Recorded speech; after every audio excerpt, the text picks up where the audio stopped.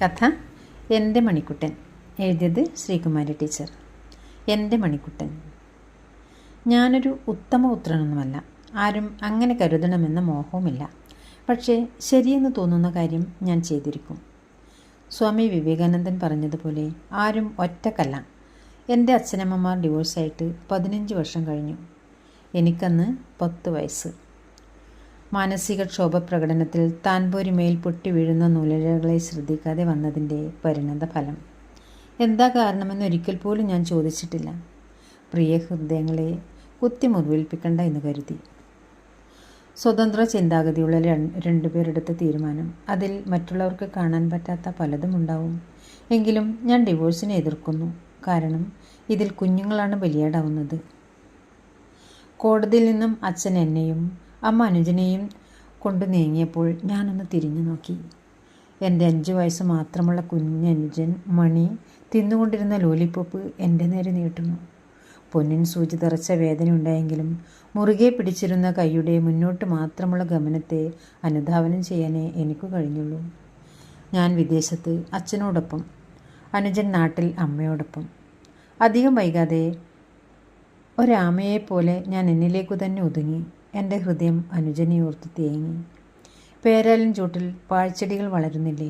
അതിനെന്ത് സംരക്ഷണം? പ്രകൃതി നിശ്ചയിക്കുന്നത് തന്നെ. നശിക്കാം, പുഷ്ടിപ്പെടാം. SSLC കഴിഞ്ഞപ്പോൾ മുതൽ ഞാൻ പ്രായത്തിൽ കവിഞ്ഞ പക്വത ആർജിച്ചിരുന്നു. കാലം കാച്ചിക്കുറുക്കി തന്നതുപോലെ. അച്ഛൻ പുനർവിവാഹം ചെയ്തു. അതൊന്നും എന്നെ ബാധിച്ചതേയില്ല. നിസ്സംഗത എൻ്റെ കവചമായിരിക്കുന്നു. കോയമ്പത്തൂരിൽ ഹോസ്റ്റലിൽ നിന്നായിരുന്നു തുടർ പഠനം. ഞാൻ അമ്മയുടെ അടുത്ത് ചെല്ലുമ്പോൾ എന്നെ കെട്ടിപ്പിടിച്ചമ്മ വാവിട്ട് കരയും. ഒന്നും വേണ്ടിയിരുന്നില്ല എന്ന് പറയാതെ പറയുന്ന കരച്ചിൽ. പ്രായശ്ചിത്തമെന്നവണ്ണം എനിക്കിഷ്ടമുള്ളതെല്ലാം ഉണ്ടാക്കിത്തരും. അത് കഴിച്ച് ഞാൻ മടങ്ങും. എന്തുകൊണ്ടോ അമ്മയെ ആശ്വസിപ്പിക്കാൻ എന്നിൽ വാക്കുകളില്ലായിരുന്നു.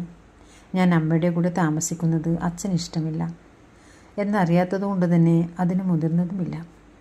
രണ്ടുപേരും എൻ്റെ പ്രിയപ്പെട്ടവർ തന്നെ. എൻ്റെ അനുജനെ കാണുന്നതിനാണ് ഞാൻ കൂടുതൽ പ്രാധാന്യം കൊടുത്തിരുന്നത്. താങ്ങ് വേണ്ട സമയത്ത് കിട്ടാതെ പോയ ഒരു വള്ളിച്ചെടി പോലെ വിളറി വെളുത്ത രൂപത്തിൽ എൻ്റെ കയ്യിൽ പിടിച്ചവൻ നിൽക്കും. നിസ്സഹായതയിൽ വീർപ്പുമുട്ടുന്ന നിമിഷങ്ങൾ. എനിക്ക് കിട്ടുന്ന സൗകര്യങ്ങൾ അവനില്ല. അമ്മയ്ക്ക് കിട്ടുന്ന തുച്ഛമായ വരുമാനത്തിൽ തളയ്ക്കപ്പെട്ട ജീവിതം. പരാതികൾക്ക് സ്ഥാനമില്ലാതെ, നീരൊഴുക്കിൽപ്പെട്ട ഉതളങ്ങ കരയ്ക്ക് പറ്റാൻ കഴിയാതെ മുങ്ങിയും പൊങ്ങിയും നീങ്ങുന്നത് പോലെ എൻ്റെ മണിക്കുട്ടൻ.